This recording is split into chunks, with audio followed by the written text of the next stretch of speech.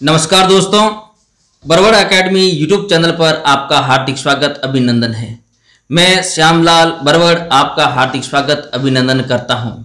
आज उदात्तवाद का सिद्धांत काव्य शास्त्र, पाश्चात्य काव्य शास्त्र हम पढ़ रहे थे, जिसमें उदात्तवाद के जो सिद्धांत है उनके बारे में चर्चा करने जा रहा हूं।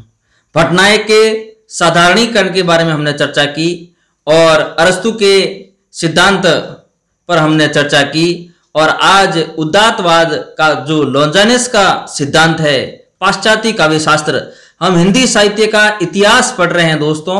इतिहास में काव्य शास्त्र पढ़ रहे हैं, तो काव्य शास्त्र में ये बातें होती है और परीक्षाओं में पूछी जाती है, अक्सर पूछी जाती है।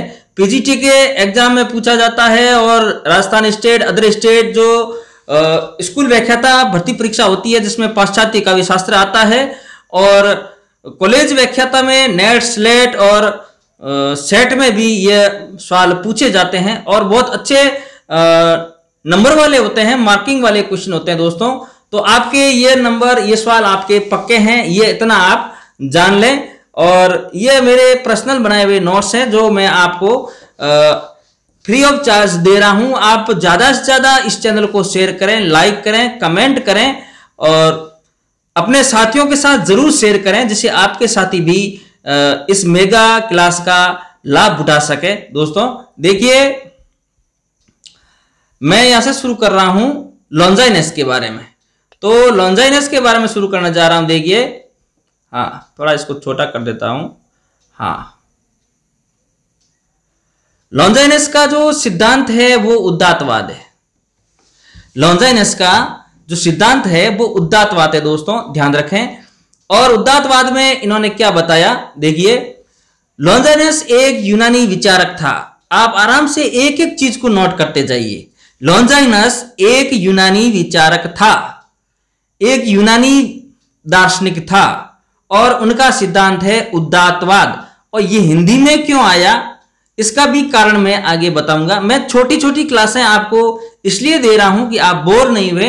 रोजाना आप क्लास को देखें और अपना अलग से नोट्स बनाते जाइए, जिससे आपके पढ़ने में सहूलियत रहेगी, आपको अच्छा रहेगा, और नोट्स आपके परमानेंट हो जाएंगे। ये सवाल फिक्स है, इसमें से कोई ऐसा तो है नहीं कि बदलाव हो रहा है, बदलाव नहीं हो रहा है। यह सार है, कई किताबों से मैंने खुद ने एनालिसिस करके इनको बनाया है। तो लॉन्जाइनस एक यूनानी विचारक था, दार्शनिक था, जो तीसरी और चौथी शताब्दी में हुआ था। तीसरी और चौथी शताब्दी में हुआ था। दार्शनिक, साहित्यकार और श्रेष्ठ वक्ता भी था। लॉन्जाइनस एक दार्शनिक भी था, है ना, दर्शन शास्त्र का वक्ता था, है ना, फिलोसोफर था, एक साहित्यकार था और एक श्रेष्ठ वक्ता था। ये बात आप ध्यान में रखें, ये छोटी सी बात है। अब इसमें से सवाल अगर पूछा जाए तो यही पूछा जाता है, लॉन्जाइनस का संबंध था यूनान से, जर्मन से, ब्रिटेन से, इंडिया से, ऐसे पूछ सकते हैं। ये तो बहुत इजी क्वेश्चन हो जाता है। आजकल कई बार बोर्ड है, इजी क्वेश्चन को भी पूछ लेते हैं, और इजी क्वेश्चन अपन गलत करके बैठ जाते हैं। फिर लॉन्जाइनस का जो समय अंतराल पूछा जाए तो तीसरी चौथी शताब्दी प्रश्न हो सकता है, ऐसा भी लॉन्जाइनस का समय था। तो तीसरी चौथी शताब्दी, पांचवी छठी शताब्दी, सातवीं आठवीं शताब्दी, छठी सातवीं शताब्दी। तो हमेशा ध्यान रखें, लॉन्जाइनस का जो समय था तीसरी चौथी शताब्दी था, है ना, इतना आप ध्यान रखें। आगे मैं बात करूं लॉन्जाइनस के बारे में। देखिए, हाँ, इनके जो ग्रंथ का नाम है दोस्तों, ध्यान रखें, ग्रंथ है पेरिप्सुस, ठीक है ना, पेरिप्सुस ग्रंथ का नाम है। और यह ग्रंथ भाषा शास्त्र में वाक शक्ति, भाषा शास्त्र में वाक शक्ति की गरिमा के महत्व को बताता है। बहुत इंपॉर्टेंट है, पूछा गया है, कई बार पूछा गया है, पेरिप्सुस ग्रंथ किसका है, तो यह लॉन्जाइनस का है। या पूछ ले इनमें से, या चार आपके सामने आचार्य होंगे, पटनायक भी होगा, अरस्तु भी होगा, प्लेटो भी होगा, और पेरिप्सुस होगा, ठीक है ना, ये लॉन्जाइनस भी होगा, और सामने चार ग्रंथ दे देंगे, मिलान करो, ठीक है ना, ऐसा प्रश्न बन सकता है। और यह जो पेरिप्सुस ग्रंथ है इसका, लॉन्जाइनस का, यह भाषा शास्त्र में वाक शक्ति की गरिमा को बताता है। इस बात को आप ध्यान में रखें। सीधे प्रश्न आते हैं, एकदम सीधे क्वेश्चन पूछे जाते हैं भाषा शास्त्र में भाषा शास्त्र की गरिमा के महत्व को बताने वाला ग्रंथ कौन सा है? तो आप इसमें करें पेरिप्सस करें, और पेरिप्सस के जो लिखने वाले हैं वो है लॉन्जाइनस, एक यूनानी विचारक है, ये ध्यान रखें। आगे मैं बात करूं तो देखिए पेरिप्सस ग्रंथ भाषण के द्वारा सम्मोहन की कला सिखाता है, बहुत ही वेरी मोस्ट इंपॉर्टेंट है। और यह सवाल पूछा, ऊपर वाला भी सवाल मैंने अभी बताया, यह भी पूछा गया और यह भी सबसे अधिक बार पूछा गया सवाल है, ये दोनों सबसे अधिक बार। आज तक जितने भी पीजीटी और स्कूल वगैरह था, हर स्टेट और नेट स्लेट कॉलेज लेक्चर में आज तक के सबसे ज्यादा प्रश्न पूछे गए हैं। ये पेरिप्सस ग्रंथ भाषा के सम्मोहन की कला सिखाता है। कैसी कला सिखाता है? सम्मोहन की कला सिखाता है। बहुत ही वेरी मोस्ट क्वेश्चन है, आप इसको अभी से ही नोट करते जाइए, अपनी कॉपी में एक एक बिंदु को नोट करते जाइए। सेट अभी होने वाला 26 तारीख को, उसके बाद सेट होने से ही ऐसा नहीं है कि सेट हो गया और कॉलेज लेक्चरर बन गए, नहीं, कॉलेज लेक्चरर की वैकेंसी आएगी, उसमें ये सवाल पूछे जाएंगे, धड़ल्ले पूछे जाएंगे, और आप कंफ्यूज नहीं हो, बिल्कुल कंफ्यूज नहीं हो। मेरे पास ऐसी कोई बढ़िया सुविधा तो है नहीं है कि मैं स्मार्ट बोर्ड लगा दूं, ऐसा कर दूं। मेरे पास जो सामग्री है, मेरा जो ज्ञान है, मैं आपको दे रहा हूं और गारंटी के साथ आपको बता रहा हूं कि ये सवाल धड़ल्ले पूछे जाते हैं। ज्यादा दिखावा मैं नहीं करना चाहता, जो मेरे पास सुविधा है उस सुविधा के अनुसार मैं आपको एक ऑनलाइन क्लास के माध्यम से बताता हूं कि ये क्वेश्चन धड़ल्ले पूछे जाते हैं, और ये क्वेश्चन अगर अपन गलत कर देते हैं तो मेरिट बेस से बाहर हो जाते हैं, क्योंकि ये क्वेश्चन हर आदमी करता है, हर अभ्यर्थी करता है, क्योंकि ये इजी क्वेश्चन है, बहुत इजी क्वेश्चन है, और हम अपने मेरिट के स्तर में लाने वाले क्वेश्चन है। दोस्तों ध्यान रखें, पेरिप्सस ग्रंथ भाषण द्वारा सम्मोहन की कला सिखाता है, बहुत अच्छा प्रश्न है। आगे मैं बात करूं दोस्तों तो देखिए, लॉन्जाइनस ने काव्य में उदात्त की अवधारणा प्रस्तुत की। लॉन्जाइनस ने अपने काव्य में उदात्त की अवधारणा प्रस्तुत की, जिससे बाद में सबलम के रूप में समझाया गया। बहुत अच्छा सवाल है। देखो 3 क्वेश्चन अब हो गए, 4 क्वेश्चन हो गए, ठीक है ना। यह तीसरा और यह चौथा, यह चौथा, यह 4 क्वेश्चन बहुत अच्छे क्वेश्चन है। पहले मैंने अभी 2 क्वेश्चनों के बारे में चर्चा की। तीसरा क्वेश्चन यह बनता है, लॉन्जाइनस ने काव्य में किस अवधारणा की प्रस्तुति की है? तो उदात्त तत्व अवधारणा की प्रस्तुति की है, ध्यान रखना। और जिसे बाद में किस नाम से जाना गया? सबलम नाम से जाना गया। दोस्तों ध्यान में रखें, बहुत अच्छा क्वेश्चन है, सबलम नाम से जाना गया। सीधा प्रश्न पूछ सकते हैं, सबलम नाम से जाना जाने वाला काव्य है, अवधारणा किसकी है? तो लॉन्जाइनस की है। उदात्त अवधारणा किसकी है? लॉन्जाइनस की है। लॉन्जाइनस एक दूसरी और तीसरी शताब्दी के विचारक हुए, फिलोसोफर हुए, साहित्यकार हुए, अच्छे वक्ता हुए। कहां के थे? यूनान के रहने वाले थे। इस बात को आप ध्यान में रखें। सबलम शब्द है, इसको आप गांठ बांध लें कि सबलम शब्द है वो लॉन्जाइनस से संबंध रखता है। मेरे प्यारे दोस्तों, सबलम लॉन्जाइनस से संबंध रखता है, ठीक है ना। आगे मैं बात करूं तो देखिए, स्टॉक जेम्स 1928 में अपनी किताब में लॉन्जाइनस को रोमांटिक आलोचना का प्रथम पुरुष का है। वेरी गुड क्वेश्चन है ये, है ना। नाम है, दार्शनिक का नाम है स्टॉक जेम्स, ठीक है। और कब लिखा? 1928 में अपनी किताब में लिखा। अपनी किताब में लॉन्जाइनस के बारे में लिखा कि रोमांटिक आलोचना का प्रथम पुरुष है ये। बहुत अच्छा क्वेश्चन है, रोमांटिक आलोचना का प्रथम पुरुष है। अपन जैसे आधुनिक काल पढ़ते हैं ना, आचार्य रामचंद्र शुक्ल है, डॉक्टर नगेंद्र है ना, हजारी प्रसाद द्विवेदी है, उनके सिद्धांतों को, उनकी अवधारणाओं को, उनकी परंपराओं को पढ़ते हैं ना, तो हमें बड़ा आनंद आता है। तो प्राचीन अगर साहित्य की बात करें, अगर पाश्चात्य साहित्य की बात करें, तो पाश्चात्य साहित्य में ही रोमांटिक आलोचना का प्रथम पुरुष लॉन्जाइनस को माना गया है। यह कहते हैं स्टॉक जेम्स। स्टॉक जेम्स एक दार्शनिक है। उन्होंने 1928 में अपनी पुस्तक में लिखा कि लॉन्जाइनस रोमांटिक आलोचना के प्रथम पुरुष माने गए हैं। इससे अच्छा प्रश्न क्या हो सकता है? वेरी गुड क्वेश्चन है दोस्तों। एक एक बिंदु को मैं आपको कई बार कहता हूं, हर बार कहता हूं, एक एक बिंदु को आप नोट करते जाइए, वीडियो देखते जाइए, एक एक बिंदु को नोट करते जाइए। आपके परीक्षा में इनमें से सवाल नहीं आए तो डिस्क्रिप्शन में मेरे नंबर भी है, बताना, क्योंकि मैंने सार लिया है। कई किताबों से सार लिया है और सार लेके मैंने तय किया है कि भावी भारत के और भावी राजस्थान के जो कॉलेज लेक्चरर बने जा रहे हैं, स्कूल लेक्चरर बने जा रहे हैं, उनको मेरी तरफ से भी कुछ दूं। ठीक है ना। तो देखिए, आप इसमें बिल्कुल भी मिस्टेक नहीं करिए, अपनी सहूलियत के लिए आप लिखते रहिए, आपके लिए बहुत अच्छा रहेगा, है ना। स्क्रीनशॉट भी लें और लिखते रहिए। स्क्रीनशॉट में हो सकता है आपको कैमरा बाधा पहुंचा रहा है, तो आप लिखते रहिए, छोटी छोटी लाइनें हैं। स्टॉक जेम्स ने 1928 में अपनी किताब में लॉन्जाइनस को रोमांटिक आलोचना का प्रथम पुरुष का है। दोस्तों ध्यान में रखें, प्रथम पुरुष का है, रोमांटिक आलोचना का प्रथम पुरुष कौन है? लॉन्जाइनस। किसने कहा? स्टॉक जेम्स ने। कब कहा? 1928 में। किसमें दर्शाया गया? अपनी पुस्तक में दर्शाया गया। देख लीजिए, इतना अच्छा क्या हो सकता है। आगे देखिए, हाँ, उदात्त अवधारणा की पृष्ठभूमि क्या है? उदात्त अवधारणा की पृष्ठभूमि क्या है? तो देखिए, उदात्त अवधारणा की पृष्ठभूमि, हाँ, जिस समय लॉन्जाइनस द्वारा उदात्त की अवधारणा प्रस्तुत की गई, उस समय यूनान में लगातार युद्धों का माहौल था। लगातार युद्ध हुआ करते थे। जिस समय लॉन्जाइनस ने उदात्त की अवधारणा या उदात्त की पृष्ठभूमि प्रस्तुत की थी, उदात्त की पृष्ठभूमि प्रस्तुत की थी, उस समय यूनान में लगातार युद्धों का दौर चल रहा था। लगातार यूनान में युद्ध हो रहे थे। उस युद्धों के दरमियान लॉन्जाइनस ने एक उदात्त की अवधारणा प्रस्तुत की, एक पृष्ठभूमि को प्रस्तुत किया, जो हमारे काव्य में हम पढ़ते हैं, है ना।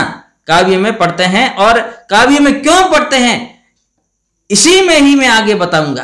क्यों पढ़ते हैं अगली कक्षा होगी, उसमें बताऊंगा कि काव्य शास्त्र से और इस फिलोसोफर से संबंध क्या है। आखिर ऐसा क्या संबंध हो गया जो अपन एक काव्य में एक फिलोसोफर को पढ़ रहे हैं, एक पाश्चात्य, एक विदेशी फिलोसोफर को पढ़ रहे हैं, है ना। तो इसका एक वजह है, एक बहुत बड़ी वजह है, जो अगली कक्षा में आपको बताऊंगा। अभी जो इसका जो फुटपाथ है वो आप पहले से तैयार कर लें। ऊपरी तौर से जो क्वेश्चन आते हैं उनको आप तैयार कर लें, कहीं ऊपरी तौर से आने वाले क्वेश्चनों को आप गलत नहीं करें। ठीक है ना। तो लॉन्जाइनस द्वारा उदात्त की अवधारणा प्रस्तुत की थी, उस समय यूनान में लगातार युद्धों का दौर चल रहा था। इस बात को आप ध्यान रखें। और स्पार्टा और एथेंस ऐसे ही गणराज्य के उदाहरण है। दो गणराज्यों की यहां चर्चा की गई है, एक तो स्पार्टा और एक एथेंस। ऐसे दो राज्य हैं जहां लगातार युद्ध चल रहे थे। हो सकता है युद्धों की विभीषिका ने लॉन्जाइनस को अंदर से भाव विभोर कर दिया, है ना। तो एक काव्य के रूप में ये दार्शनिक, एक फिलोसोफर काव्य के रूप में आगे आए, है ना। तो उदात्त क्या है उसके बारे में चर्चा करने जा रहा हूं। उदात्त क्या है? इन युद्धों में आम जनता को आकर्षित करने का बढ़िया तरीका, आम जनता को आकर्षित करने का बढ़िया तरीका था। इन युद्धों में आम जनता को आकर्षित करने का सबसे बढ़िया तरीका था बातपोशी। क्या था? बातपोशी। शब्द आया ना, बातपोशी। क्योंकि जनता युद्धों में बेहाल थी, जनता दुखी थी। ठीक है ना, जनता बहुत दुखी थी। स्पार्टा, स्पेन जैसे देशों में अक्सर युद्ध हुआ करते थे यूनान में, तो जनता बहुत दुखी थी। और उस दुख में, दुख को बांटना या उसे बात करना, ठीक है ना, उसको बातपोशी कहा गया, बात करना। इससे बढ़िया तरीका क्या हो सकता है? उस बातपोशी को ही हमारे काव्य शास्त्र में ये बात आई है, इसको लेके आए हैं, जिसको सबलम्ब कहते हैं। क्या कहते हैं? जिसको ही सबलम्ब कहते हैं। अतः राजा या सेनापति का बात करने की कला में माहिर होना जरूरी हो गया था।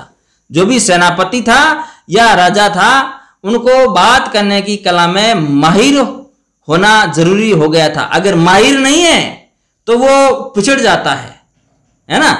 तो अपन बात कर रहे हैं कला की। काव्य एक कला है, काव्य शास्त्र एक कला है। काव्य अपने भावों में है, अपने हृदय में निवास करता है। काव्य बाहरी आवरण ही नहीं है, काव्य अंदर भी है। ठीक है ना। तो किस तरीके से लॉन्जाइनस ने बताया कि एक राजा या सेनापति का बात करने की कला में माहिर होना जरूरी हो गया था। बातपोशी जो एक उदात्त दिया था, बातपोशी होना बहुत जरूरी हो गया था।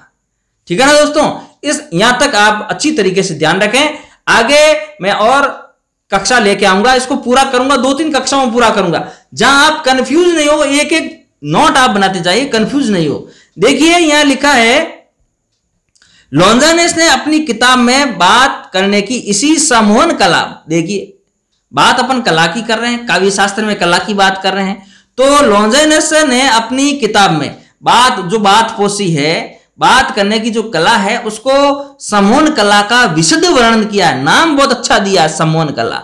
तो आप ध्यान रखें, सम्मोहन कला और सबलम दो ऐसे शब्द हैं, और पेरी उपसुप्त जो किताब है वो लॉन्जाइनस की है, और दो शब्द सम्मोहन कला और उदात, यह अपने सबलम, यह अपने लॉन्जाइनस से संबंध रखते हैं। ऐसा नहीं आप भट्टनायक से कर दें या अरस्तु से कर दें या प्लेटो से कर दें, ठीक है, क्योंकि ये क्वेश्चन कंफ्यूज बहुत करेंगे, ये क्वेश्चन कंफ्यूज बहुत करेंगे, आपको परेशान 1% नहीं होना है। लॉन्जाइनस ने अपनी किताब में इसी सम्मोहन कला का विशद वर्णन किया है। विशद वर्णन मतलब बहुत अधिक मात्रा में वर्णन किया है, मतलब कि भाषण की सर्वोत्कृष्ट कला इसमें सिखाई गई है। देखो अपन कला की बात कर रहे हैं, काव्य शास्त्र में कला की बात कर रहे हैं, उदात अवधारणा की बात कर रहे हैं। जो लॉन्जाइनस इसके विचारक है, उन्होंने बताया कि स्पेन जैसे, स्पार्टा जैसे देशों में बहुत युद्ध हुआ करते थे, जनता बड़ी दुखी थी और जनता से बात करना जरूरी था, उसको बातपोशी कहते हैं। अगर राजा या सेनापति में ये गुण नहीं है तो जनता उससे दूर होती जाती थी, है ना। तो सेनापति और राजा को बातपोशी यानी बात करने की कला उनको आनी चाहिए, ऐसा उनके लिए जरूरी हो गया था। इस कला को सम्मोहन कला कहते हैं, इस बात को आप ध्यान रखना। और मतलब कि भाषण की ये सबसे ऊंची कला है, भाषण की सबसे ऊंची कला है दोस्तों, ये सम्मोहन कला भाषण शास्त्र की सबसे ऊंची कला है। सम्मोहन कला यानी लोगों से बात करना, लोगों के बीच बैठना, लोगों का तारतम्य और समन्वय बनाए रखना, यह भाषण की सबसे ऊंची कला है, ठीक है ना। वैसे लॉन्जाइनस को उच्च कोटि का वक्ता बताया गया है, अच्छा साहित्यकार बताया गया है, अच्छा फिलोसफर बताया गया है, जिसे लॉन्जाइनस ने मनोविज्ञान और समाज विज्ञान को जोड़कर अधिक पुष्ट किया है। इन्हीं बातों को भाषण की सर्वोत्कृष्ट कला एवं सम्मोहन कला को मनोविज्ञान और समाज विज्ञान को जोड़कर अधिक इन्होंने पुष्ट किया है। इस बात को आप दोस्तों ध्यान रखें। अपन पढ़ रहे हैं लॉन्जाइनस की उदात की अवधारणा, इस बात को आप ध्यान रखें। मैं बार बार आपको बताता जा रहा हूं, कहीं आप अपने बिंदु से हट नहीं जाएं, है ना, इस बात को आप ध्यान में रखें। हाँ दोस्तों, आज इतना ही। अगली कक्षा में मैं इन लॉन्जाइनस को और लेके आऊंगा। लॉन्जाइनस के बारे में मैं एक एक बिंदु को आपको ऐसा रटवा दूंगा कि आप जिंदगी भर नहीं भूलेंगे। परीक्षा चाहे कोई भी हो, नेट का पेपर हो, सिलेट का पेपर हो, कॉलेज लेक्चर का पेपर हो, या पीजीटी या स्कूल व्याख्याता, जो भी पेपर हैं और जिसमें ये फिलोसफर आते हैं, अरस्तु, प्लेटो, लॉन्जाइनस, भट्टनायक, साधारणीकरण का सिद्धांत, है ना, ये सारे सिद्धांत है, मैं आपको एक एक बिंदु इनका रटवा दूंगा। आप कभी इसमें से सवाल गलत नहीं कर पाओगे, ये मेरा वादा है दोस्तों। आज इतना ही, कल नई कक्षा के साथ मैं फिर से आपके सामने हाजिर हूंगा। तब तक मुझे इजाजत दीजिए, मैं हमेशा आपका आभारी रहूंगा। और दोस्तों मैं आपको एक बात बताना चाहता हूं, आप वीडियो जरूर देखते हैं परंतु घंटी के निशान को दबाते नहीं। जरूर आप घंटी के निशान को दबा दें, हमारा जो भी नया नोटिफिकेशन होगा तुरंत आपके पास दोस्तों पहुंच जाएगा।